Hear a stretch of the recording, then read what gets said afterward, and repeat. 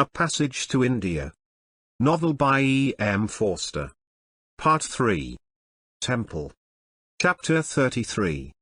Some hundreds of miles westward of the Marabar Hills, and 2 years later in time, Professor Narayan Godbole stands in the presence of God.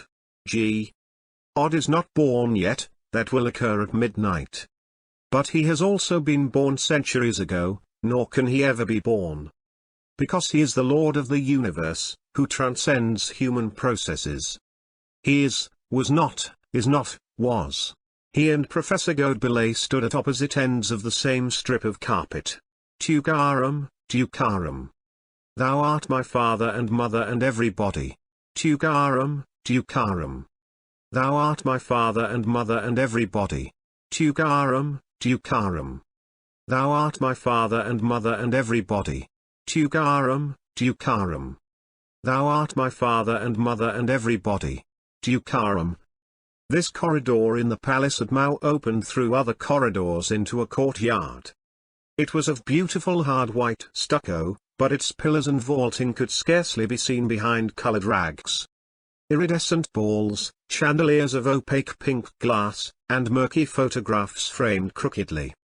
At the end was the small but famous shrine of the dynastic cult, and the god to be born was largely a silver image the size of a teaspoon. Hindus sat on either side of the carpet where they could find room, or overflowed into the adjoining corridors and the courtyard. Hindus only, mild-featured men. Mostly villagers, for whom anything outside their villages passed in a dream. They were that oiling riot, whom some call the real India. Mixed with them sat a few tradesmen out of the little town, officials, courtiers, scions of the ruling house. Schoolboys kept in efficient order. The assembly was in a tender, happy state unknown to an English crowd. It seethed like a beneficent potion. When the villagers broke cordon for a glimpse of the silver image, a most beautiful and radiant expression came into their faces. A beauty in which there was nothing personal, for it caused them all to resemble one another during the moment of its indwelling, and only when it was withdrawn did they revert to individual clods. And so with the music. Music there was, but from so many sources that the sum total was untrammeled. The braying, banging, crooning melted into a single mass which trailed round the palace before joining the thunder. Rain fell at intervals throughout the night. It was the turn of Professor Godbole's choir. As Minister of Education, he gained this special honor. When the previous group of singers dispersed into the crowd, he pressed forward from the back, already in full voice. That the chain of sacred sounds might be uninterrupted. He was barefoot and in white, he wore a pale blue turban, his gold pince-nez had caught in a jasmine garland, and lay sideways down his nose. He and the 6 colleagues who supported him clashed their cymbals, hit small drums, droned upon a portable harmonium, and sang. Tukaram, Tukaram. Thou art my father and mother and everybody. Tukaram, Tukaram. Thou art my father and mother and everybody. Tukaram, Tukaram. They sang not even to the god who confronted them, but to a saint. They did not one thing which the non-Hindu would feel dramatically correct. This approaching triumph of India was a muddle, as we call it. A frustration of reason and form. Where was the god himself, in whose honor the congregation had gathered? Indistinguishable in the jumble of his own altar. Huddled out of sight amid images of inferior descent. Smothered under rose leaves. Overhung by oleographs, outblazed by golden tablets representing the Raja's ancestors, and entirely obscured. When the wind blew, by the tattered foliage of a banana. Hundreds of electric lights had been lit in his honor, worked by an engine whose thumps destroyed the rhythm of the hymn. Yet his face could not be seen. Hundreds of his silver dishes were piled around him with the minimum of effect. The inscriptions which the poets of the state had composed were hung where they could not be read. Or had twitched their drawing pins out of the stucco, and one of them, composed in English to indicate his universality, consisted, by an unfortunate slip of the draftsman, of the words, God see love. God see love. Is this the first message of India? Tukaram, Tukaram. Continued the choir, reinforced by a squabble behind the purdah curtain, where two mothers tried to push their children at the same moment to the front. A little girl's leg shot out like a nail. In the courtyard, drenched by the rain, the small Europeanized band stumbled off into a waltz. Nights of gladness they were playing. The singers were not perturbed by this rival, they lived beyond competition. It was long before the tiny fragment of Professor Godbillay that attended to outside things decided that his pince-nez was in trouble. And that until it was adjusted he could not choose a new hymn. He laid down one cymbal, with the other he clashed the air, with his free hand he fumbled at the flowers round his neck. A colleague assisted him. Singing into one another's grey moustaches, they disentangled the chain from the tinsel into which it had sunk. Godbillay consulted the music book, said a word to the drummer, who broke rhythm, made a thick little blur of sound, and produced a new rhythm. This was more exciting, the inner images it evoked more definite, and the singer's expressions became fatuous and languid. They loved all men, the whole universe, and scraps of their past. Tiny splinters of detail, emerged for a moment to melt into the universal warmth. Thus Godbillay, though she was not important to him, remembered an old woman he had met in Chandrapore days. Chance brought her into his mind while it was in this heated state. He did not select her, she happened to occur among the throng of soliciting images, a tiny splinter, and he impelled her by his spiritual force to that place where completeness can be found. Completeness, not reconstruction. His senses grew thinner, he remembered a wasp scene he forgot where, perhaps on a stone. He loved the wasp equally, he impelled it likewise, he was imitating God. And the stone where the wasp clung, could he? No, he could not. He had been wrong to attempt the stone, logic and conscious effort had seduced. He came back to the strip of red carpet and discovered that he was dancing upon it. Up and down, a third of the way to the altar and back again, clashing his cymbals, his little legs twinkling, his companions dancing with him and each other. Noise, noise, the Europeanized band louder, incense on the altar, sweat, the blaze of lights, wind in the bananas, noise, thunder, 11:50 by his wristwatch, seen as he threw up his hands and detached the tiny reverberation that was his soul. Louder shouts in the crowd. He danced on. The boys and men who were squatting in the aisles were lifted forcibly and dropped without changing their shapes into the laps of their neighbors. Down the path thus cleared advanced a litter. It was the aged ruler of the state, brought against the advice of his physicians to witness the birth ceremony. No one greeted the Raja, nor did he wish it. This was no moment for human glory. Nor could the litter be set down, lest it defiled the temple by becoming a throne. He was lifted out of it while its feet remained in air, and deposited on the carpet close to the altar. His immense beard was straightened, his legs tucked under him. A paper containing red powder was placed in his hand. There he sat, leaning against a pillar, exhausted with illness, his eyes magnified by many unshed tears. He had not to wait long. In a land where all else was unpunctual, the hour of the birth was chronometrically observed. 3 minutes before it was due, a Brahmin brought forth a model of the village of Gokul, the Bethlehem in that nebulous story, and placed it in front of the altar. The model was on a wooden tray about a yard square. It was of clay, and was gaily blue and white with streamers and paint. Here, upon a chair too small for him and with a head too large, sat King Kansa, who is Herod, directing the murder of some innocents, and in a corner, similarly proportioned, stood the father and mother of the Lord, warned to depart in a dream. The model was not holy, but more than a decoration, for it diverted men from the actual image of the god, and increased their sacred bewilderment. Some of the villagers thought the birth had occurred, saying with truth that the Lord must have been born, or they could not see him. But the clock struck midnight, and simultaneously the rending note of the conch broke forth, followed by the trumpeting of elephants. All who had packets of powder threw them at the altar. And in the rosy dust and incense, and clanging and shouts, infinite love took upon itself the form of Sri Krishna, and saved the world.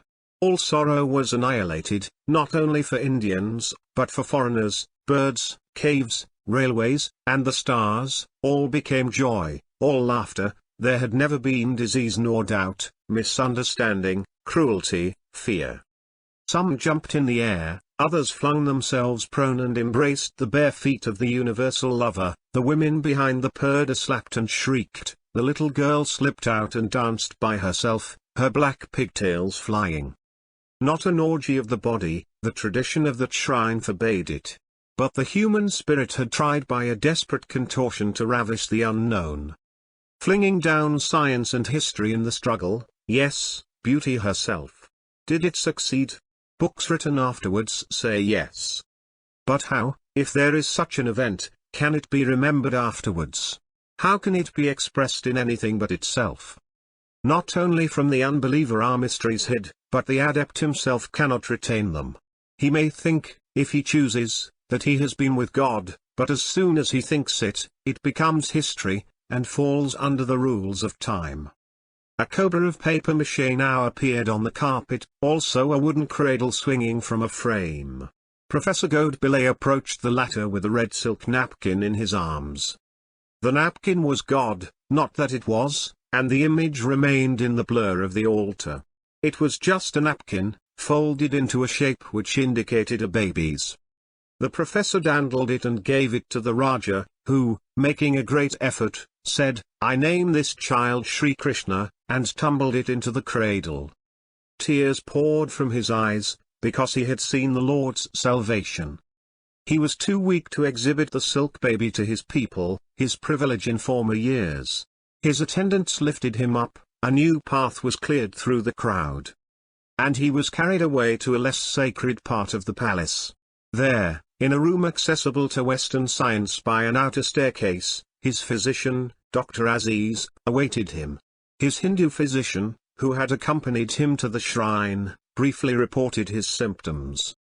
As the ecstasy receded, the invalid grew fretful. The bumping of the steam engine that worked the dynamo disturbed him, and he asked for what reason it had been introduced into his home. They replied that they would inquire, and administered a sedative. Down in the sacred corridors, joy had seethed to jollity. It was their duty to play various games to amuse the newly born god, and to simulate his sports with the wanton dairy maids of Brindaban. Butter played a prominent part in these. When the cradle had been removed, the principal nobles of the state gathered together for an innocent frolic. They removed their turbans, and one put a lump of butter on his forehead, and waited for it to slide down his nose into his mouth. Before it could arrive, another stole up behind him, snatched the melting morsel, and swallowed it himself. All laughed exultantly at discovering that the divine sense of humor coincided with their own. God see love. There is fun in heaven. God can play practical jokes upon himself, draw chairs away from beneath his own posteriors, set his own turbans on fire, and steal his own petticoats when he bathes. By sacrificing good taste, this worship achieved what Christianity has shirked. The inclusion of merriment.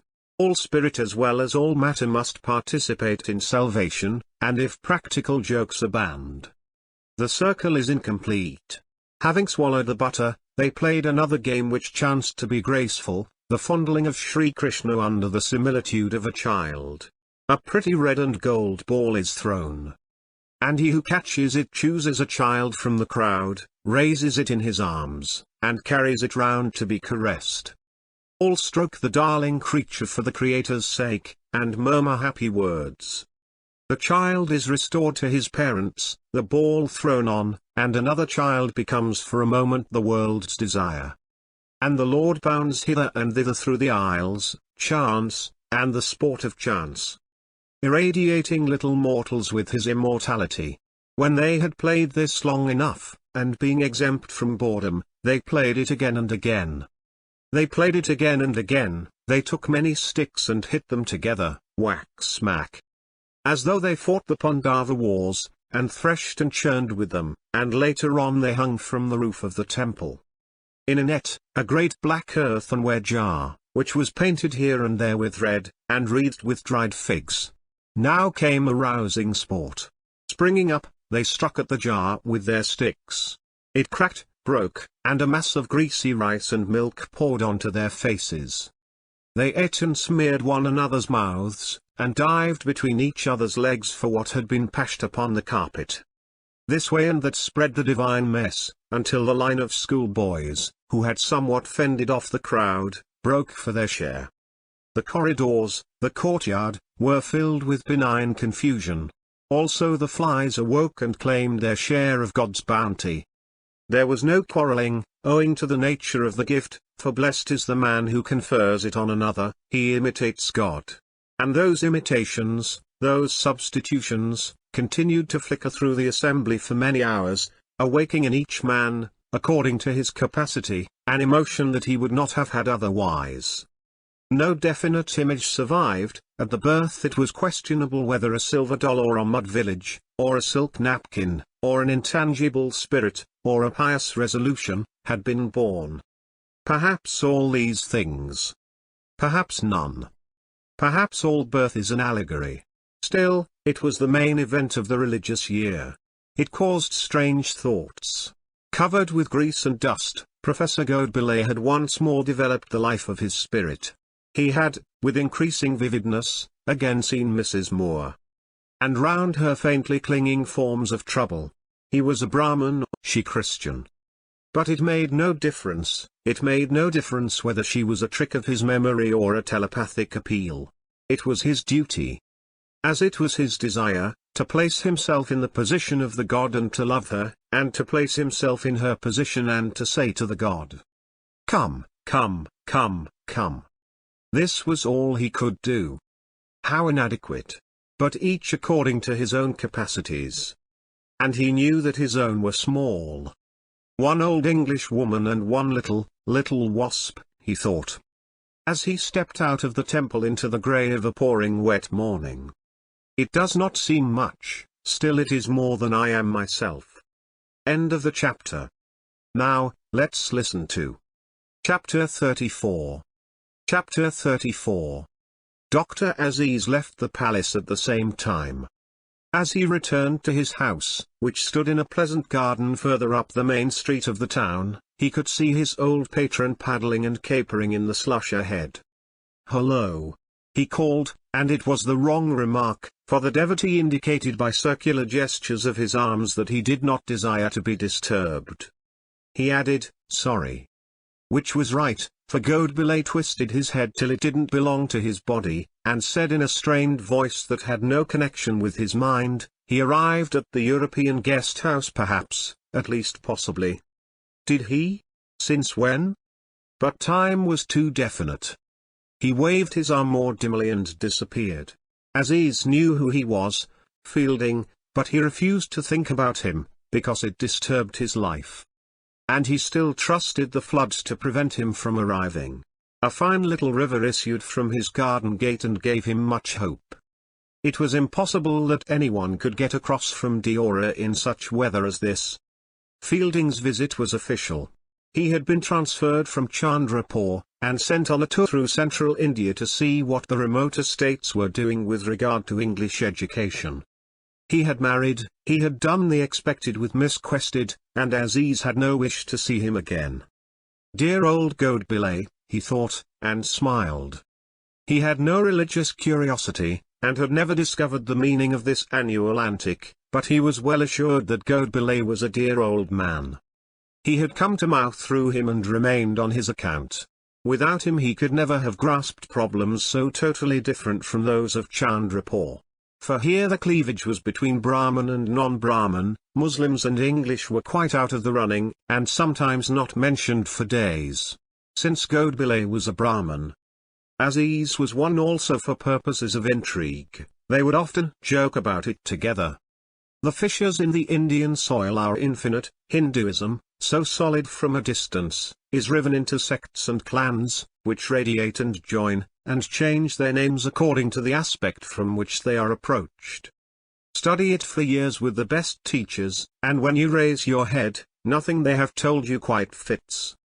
Aziz, the day of his inauguration, had remarked, "I study nothing, I respect making an excellent impression." There was now a minimum of prejudice against him. Nominally under a Hindu doctor. He was really chief medicine man to the court. He had to drop inoculation and such Western whims.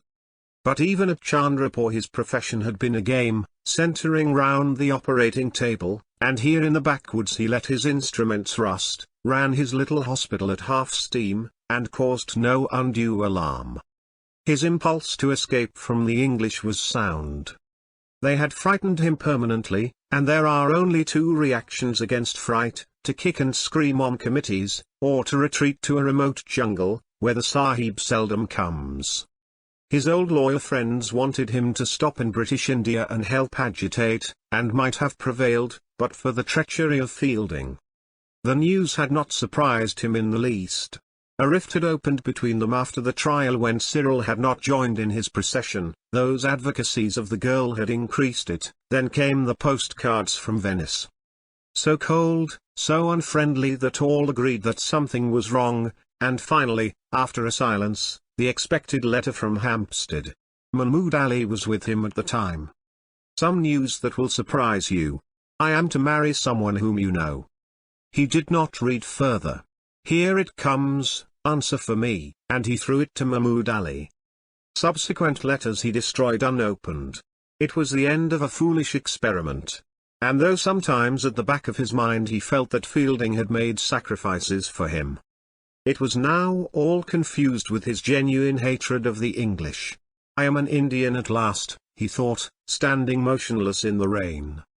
Life passed pleasantly, the climate was healthy so that the children could be with him all the year round, and he had married again, not exactly a marriage, but he liked to regard it as one, and he read his Persian, wrote his poetry, had his horse, and sometimes got some shikar while the good Hindus looked the other way. His poems were all on one topic: Oriental womanhood. "The Purdah must go," was their burden, "otherwise we shall never be free." And he declared, fantastically, that India would not have been conquered if women as well as men had fought at Plassey. But we do not show our women to the foreigner, not explaining how this was to be managed, for he was writing a poem. Bulbuls and roses would still persist, the pathos of defeated Islam remained in his blood and could not be expelled by modernities. Illogical poems, like their writer. Yet they struck a true note. There cannot be a motherland without new homes. In one poem, the only one funny old goad Belay liked, he had skipped over the motherland, whom he did not truly love, and gone straight to internationality. "Ah, that is bhakti, ah, my young friend, that is different and very good. Ah, India, who seems not to move, will go straight there while the other nations waste their time." May I translate this particular one into Hindi? In fact, it might be rendered into Sanskrit almost. It is so enlightened. Yes, of course, all your other poems are very good too. His Highness was saying to Colonel Maggs last time he came that we are proud of you, simpering slightly. Colonel Maggs was the political agent for the neighborhood and Aziz's dejected opponent. The Criminal Investigation Department kept an eye on Aziz ever since the trial. They had nothing actionable against him, but Indians who have been unfortunate must be watched, and to the end of his life he remained under observation, thanks to Miss Quested's mistake. Colonel Maggs learnt with concern that a suspect was coming to Mao, and, adopting a playful manner, rallied the old Raja for permitting a Muslim doctor to approach his sacred person.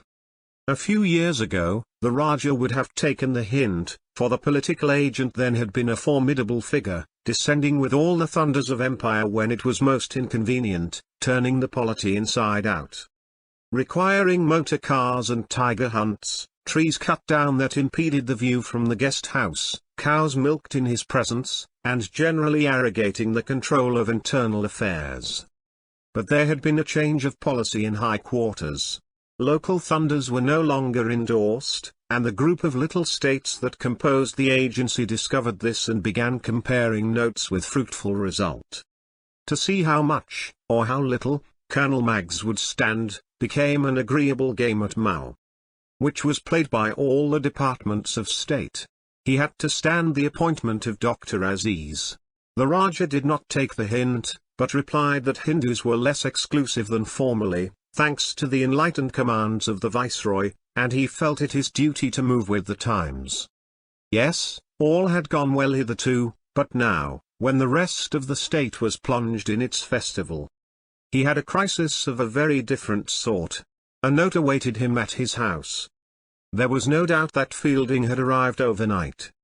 Nor much doubt that Godbillay knew of his arrival, for the note was addressed to him, and he had read it before sending it on to Aziz, and had written in the margin, "Is not this delightful news, but unfortunately my religious duties prevent me from taking any action." Fielding announced that he had inspected Mudcool, Miss Derrick's former preserve, that he had nearly been drowned at Deora, that he had reached Mao according to timetable, and hoped to remain there 2 days, studying the various educational innovations of his old friend. Nor had he come alone. His wife and her brother accompanied him. And then the note turned into the sort of note that always did arrive from the state guest house. Wanting something. No eggs. Mosquito nets torn. When would they pay their respects to His Highness? Was it correct that a torchlight procession would take place? If so, might they view it? They didn't want to give trouble, but if they might stand in a balcony, or if they might go out in a boat. Aziz tore the note up. He had had enough of showing misquested native life. Treacherous hideous Herodin. Bad people altogether.